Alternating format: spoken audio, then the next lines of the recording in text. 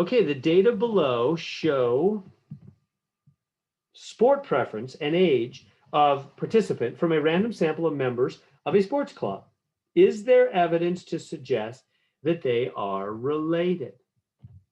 So in other words, there's some sports club and they decided, hey, let's find out what the people at our sports club prefer, what sport they prefer. So tennis or swimming or basketball. People 18 to 25 years old, that's their preferences. People 26 to 30, there's their preferences.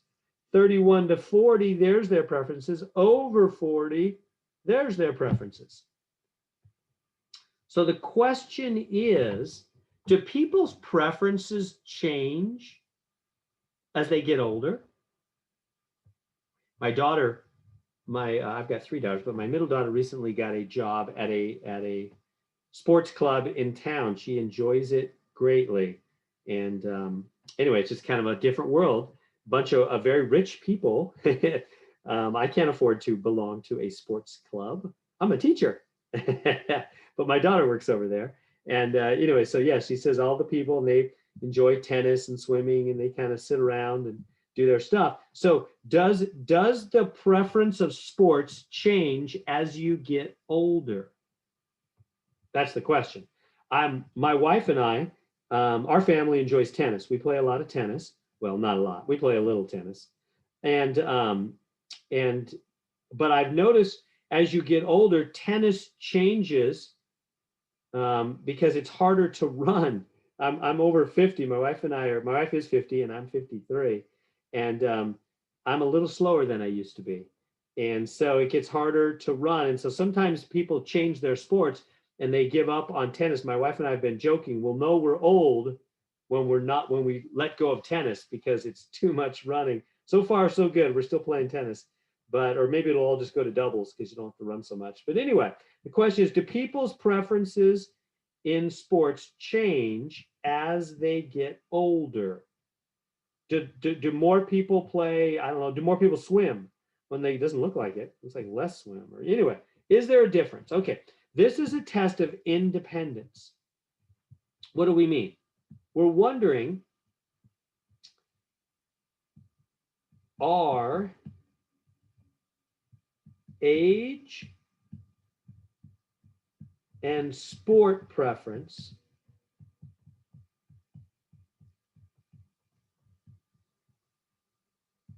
independent of each other? That's really the question. Now, what does independent mean? I think you know that means they do not. Independent, I put it on the notes for you too, well, on the new notes. No, it's on the old notes also. Independent means they do not affect each other. Whereas dependent, if two things are dependent, then they affect each other. Right? So we talk about that with kids. Your kids are your dependents when they're young, right? They're dependent upon you, right? They can't pay their own bills. They need your money and your guidance, right? And then they get older and they get independent. I've got a couple of kids that are out of the house. They're done with college. One of them got done with college. He's married, got a job. He doesn't need my money or really hardly anything from me, which is good. That's the goal of parenting. I'm glad he's doing well. And another daughter that's out of the house as well. Yet I've got 3 that are still in the house that are kind of dependent. They're getting older. But anyway, right, that's the idea. Independent, if a child is independent, then I don't have as much effect on him anymore. He's got his own wife, his own job, his own life, his own house.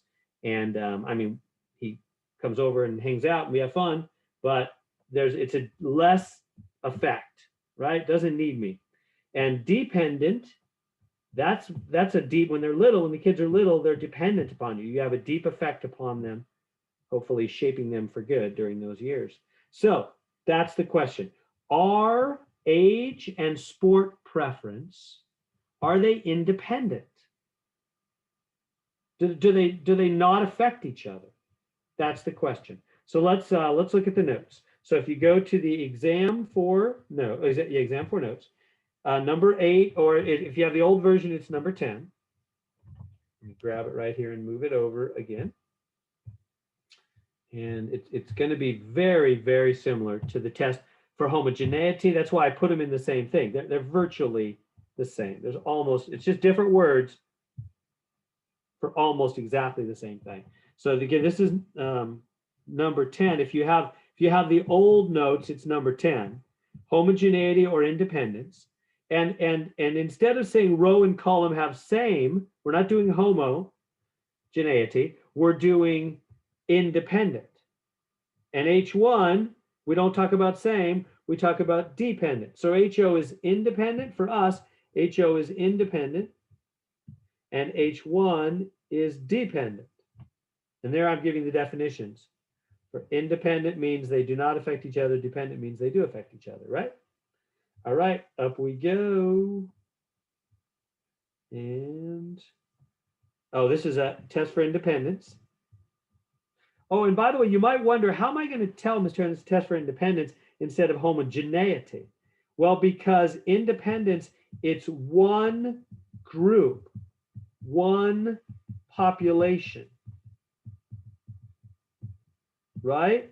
What do I mean? We took one group, people, members of the sports club. All this data comes from one group of people, not several groups of people, right? It isn't like the other problems where we tested people coming to the hospital by car or by ambulance. Those are two separate populations, two separate generations, groups of people. Or the white people, the black people, the Asian people, Hispanic people, and other people who have work-study jobs or not work-study jobs. Those are different groups of people, different populations. Whereas that's why those are tests of homogeneity. Same percentages for the different generations, geneity, populations. Whereas this is all coming from one group. They went to one sports club and they started asking the members of that one group whether they like what their age is and what sports they prefer. And they're wondering, is age and sports preference, those two variables, age and sports preference, are they independent? Meaning, do they not affect each other? Does it make no difference? That's what they're wondering. Does it make no difference? Does it not affect each other? All right, so here we go. HO is, so this is one group. That's how you know it's independence instead of homogeneity. We'll get more to that later. Well, even now it's important. It'll be important on the exam. It's one group, which always means it's one group or one population, which means it's not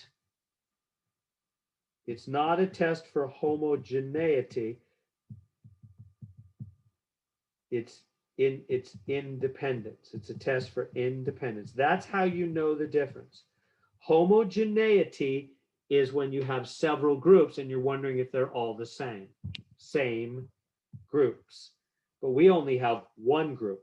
So we're not testing whether the groups are the same. We're testing whether the two variables affect each other or not. All right, let's get on with it here. So what was HO? Well, it says down here, HO is independent and H1 is dependent. So HO is independent. Age and sport preference are independent. There we go.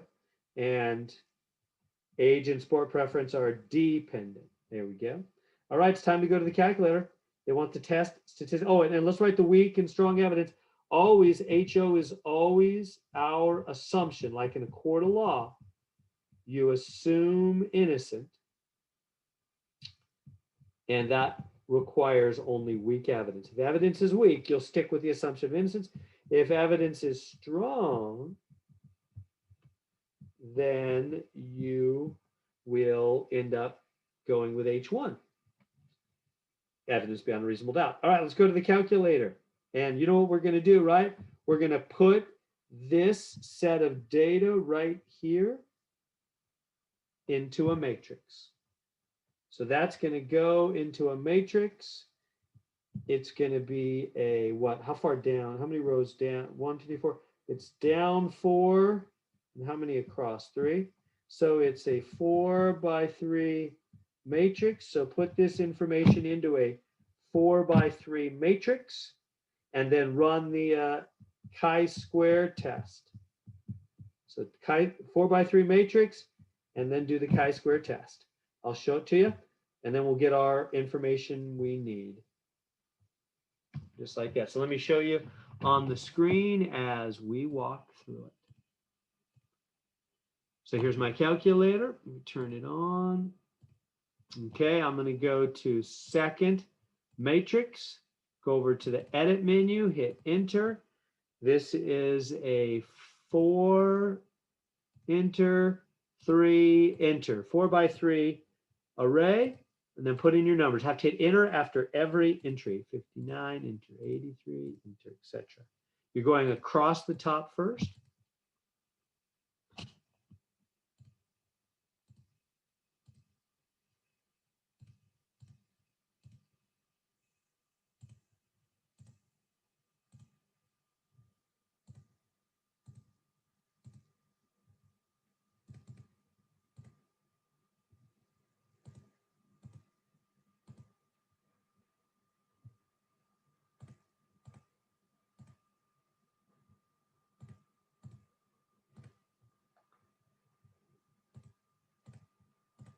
There we go. Got the numbers in. Then we go second, quit, stat, over to test. I'm going to go up the top and down through the bottom. Chi-squared test, C, enter. Just those are good. Just hit calculate.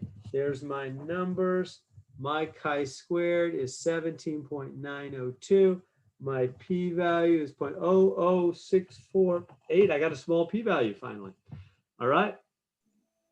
Mr. Heron, I had a question about that. I noticed on the calculator that it only had A and B, but isn't there a C row involved with that? No, just A and B. Okay. Those are matrices. It's referring to matrices, A and B. Oh, okay. Yeah, because I could have went on and did this, and I just held back until I seen what you did because it was kind of confusing. Yeah, no, just A and B. It's all good.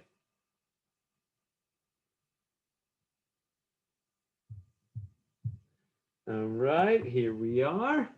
So let's put in the numbers. The test statistic then, that's the chi-square x squared thing. It's chi-squared, which is what, 17.902.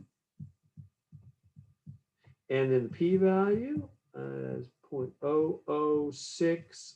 I got 648, so round to 4 places and 3 on the chi-square. All right, my p-value, look at how low. I got a low one finally. So there's a low p-value, very low chance of luck, right? Remember, p-value is the chance of luck. P-value is the probability of luck, which is really low. If you move the decimal 2 places, it's 0.0065 of luck. That's a very low chance of luck. We don't think there's luck here. The alpha level, the test level was 0.05. So 0.05.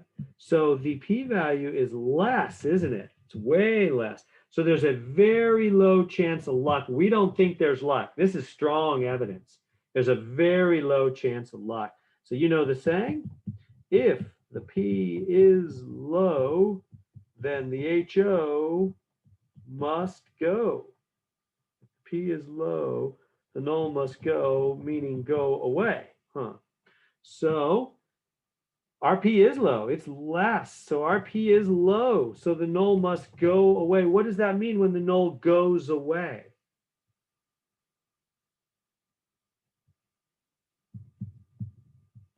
We're rejecting it, huh? Go away, we're rejecting the null. Reject the null. The P is low, very low. It's less, the P is less. So it's very low, so the null must go away. So we reject the null.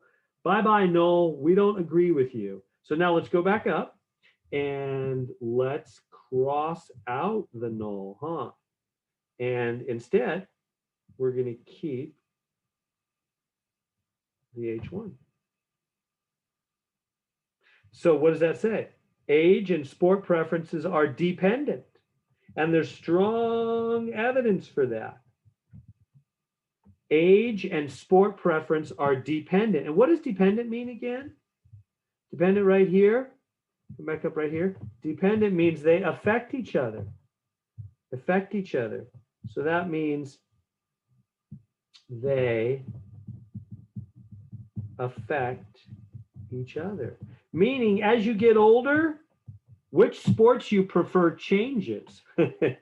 I can speak from some experience myself. It's true. As you get older, your knees and your body doesn't like the hard grinding sports as much. It's just too hard on your body. So yes, age and sport preferences affect each other. They depend, like a child that's your dependent. You have a strong effect upon them because they're dependent upon you. These variables affect each other. How old you are kind of affects what sport you prefer. So let's come on down. So what we decided strong evidence and they're dependent. Okay. So let's see it here. So not insufficient, huh? It's going to be one of these sufficient ones, isn't it? Because there's strong evidence, right? Strong evidence. Strong means sufficient means enough. There was enough evidence to conclude that age distribution is not the same. No, that's not what we're doing. Sufficient evidence to conclude that age are independent? No, dependent. There we go. So sufficient, there was enough evidence. There was strong enough evidence. Strong enough evidence to conclude that age and sport are dependent. Yep. Age and sport are dependent on each other. There we go.